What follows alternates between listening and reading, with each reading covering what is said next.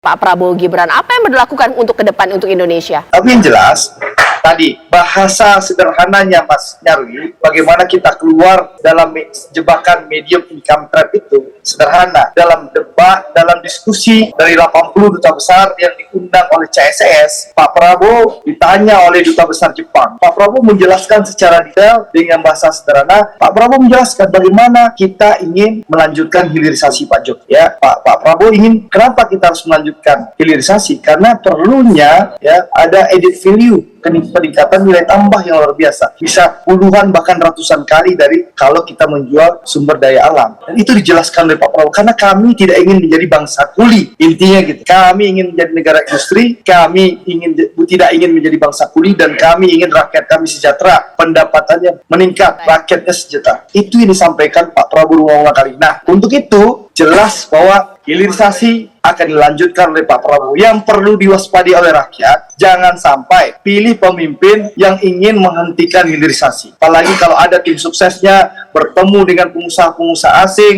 di luar negeri, menyampaikan kalau mereka berkuasa akan menghentikan hilirisasi. Ini anti NKRI, ini berbahaya. Pesannya jelas ya, bahwa kita ingin Indonesia ini adil makmur untuk semuanya. Bagaimana memastikan bahwa lapangan pekerjaan ini adalah mudah didapatkan oleh rakyat Indonesia. Bagaimana pertumbuhan ekonomi ini tidak hanya dikuasai oleh segelintir orang, supaya tidak terjadi ketimpangan sosial yang semakin tinggi yang saat ini kita alami. Bagaimana pilpres ke depan yang dihasilkan adalah pemimpin yang memang selera rakyat, bukan karena intimidasi, karena kecurangan. Rekam jejaknya baik, siapapun yang menang, kalau nanti pemilunya jujur dan adil, kita akan terima. Apapun ini semua adalah yang paling penting adalah kepercayaan, trust. Karena itulah negara ini terbentuk. Karena itulah proses ini bisa berjalan dengan baik. Nah, kunci dari hal itu semua apa sebenarnya, Mbak Caca? Sebenarnya masalah hukum. Jangan ada di situ gray area, jangan ada sampai menjalankan soal hukum ini tidak berjalan dengan sebagaimana mestinya. Ini yang paling utama sebenarnya. Karena kenapa? Kalau semua ini berjalan dengan baik, berjalan hukum ditegakkan dengan baik, bahwa yang salah ya salah, yang benar ya benar, tidak abu-abu. Nah, ini semua kan pasti akan berjalan dengan baik pula ke depannya. Nah, ini yang ada di tempat kami, jujur saja, di pasangan Mas Ganjar dan Profesor Mahfud ini memang lengkap di sana dengan track record tentu yang baik. Track record itu penting sekali.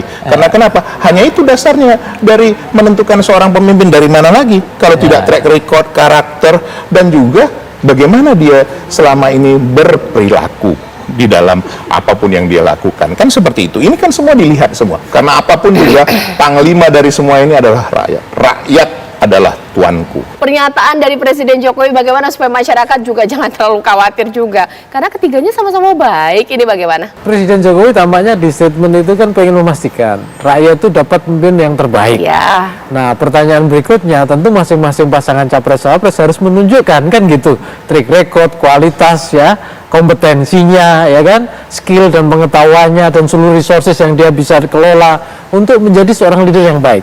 Nah, di situ kalau kita lihat, Cak, selain visionary membawa Indonesia keluar dari middle income trap, juga tentu saja ya mampu mendapatkan dukungan dan trust. Dan ini kan saya kira juga sehari-hari ini ya masing-masing kan berlomba-lomba nih untuk terus-menerus mendapatkan kepercayaan, terus-menerus mendapatkan dukungan gitu ya. Karena kita masih lihat angka swing voter tetap ada gitu ya, bahkan undecided voter pun di beberapa data survei masih berkisar sekitar 8%-an. Nah, ini yang jadi PR, saya kira nanti banyak narasi-narasi atau apapun penjelasan dari tim, dari para capres-capres yang itu kita tunggu-tunggu, Cak, untuk meyakinkan rakyat kita. Nah, orang nggak bisa bedain antara Julhas sebagai menteri dan Julhas sebagai pengasuh Gibran. Nggak ketawa, serius orang ini. Siapa namanya anaknya Jokowi? Dia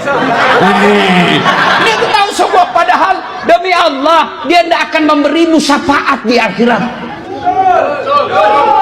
Iya. Setelah dewasa diangkat menjadi rasul.